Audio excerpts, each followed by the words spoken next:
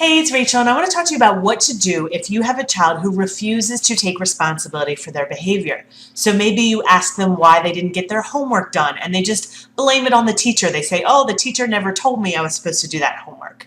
Or you ask them why they didn't clean up after themselves, and they blame it on their brother or their sister or even on you. I will tell you that when kids or even adults refuse to take responsibility, it's often because taking responsibility is really uncomfortable. It puts us in a place of yuck.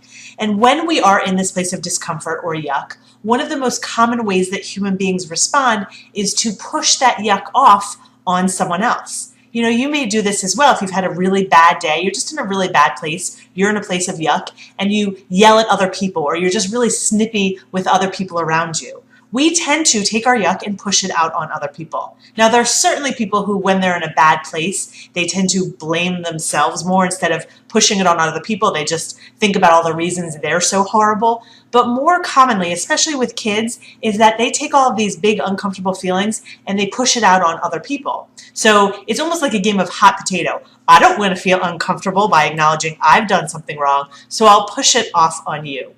So I will tell you that kids, especially in the moment, don't want to acknowledge they've done something wrong, but maybe some of you have actually tried to raise this with your children after they've done something wrong. You want to make this a teaching lesson so you bring it up later. But kids still won't acknowledge they've done something wrong, and there are usually three reasons that kids won't acknowledge it.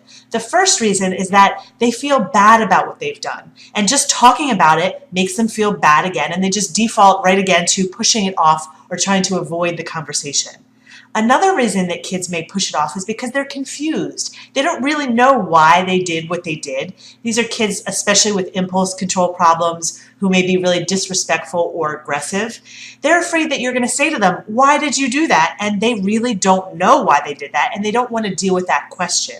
Or kids may just be afraid of the consequences that will happen if you say to them, you know, why did you do that? And they acknowledge it, and then you punish them or take something away that they care about. So how do we get kids to acknowledge what they've done?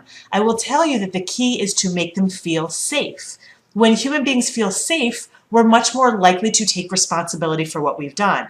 So think about helping kids feel safe by not judging them so much for their behavior. And the way you can do that is by, first of all, acknowledging what their point of view was in that situation. So maybe you could say something to your child like, you yelled at me before because you were really upset because I told you you couldn't go to your friend's house.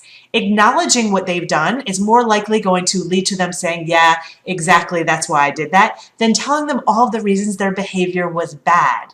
The other thing you can do to make them feel safe or not judged is to acknowledge what you have done in that situation. So maybe you got into a power struggle with your child and you were really yelling at them. You could say something like, you know, before when we got into that argument, I was yelling too much. And you can even ask your child what they would have wanted you to do differently in that situation. And then you can ask them what they could have done differently in that situation. When you acknowledge that you may have changed your behavior, they're more likely to acknowledge that maybe they should have changed their behavior. The last tip I want to give you is if your child still won't take responsibility for what they've done, one of the ways you can handle this is to talk about that behavior, but not in terms of them or their behavior. You can use a similar situation that someone else has done that makes them feel less ashamed. So you could make up a situation that maybe you ran into at work or during the day of someone who acts similarly to your child, but instead of focusing on your child's behavior, you're focusing on this other person's behavior. You can even ask your child what that other person should have done differently. So your child isn't in the hot seat. They don't feel bad about what they've done, but they're still learning the lesson. Now, it may be that children aren't going to jump up and say, yeah, that was like what I did before. I was wrong too. But what you are teaching them are tools to be able to act differently in the future. And after all, that's what we want them to do, is act differently the next time that situation comes up. So I hope that gives you some food for thought if your child is having trouble accepting responsibility. If you have any questions, of course, you can reach out to me at rachel@rachel-bailey.com. Until then, I'll see you next time.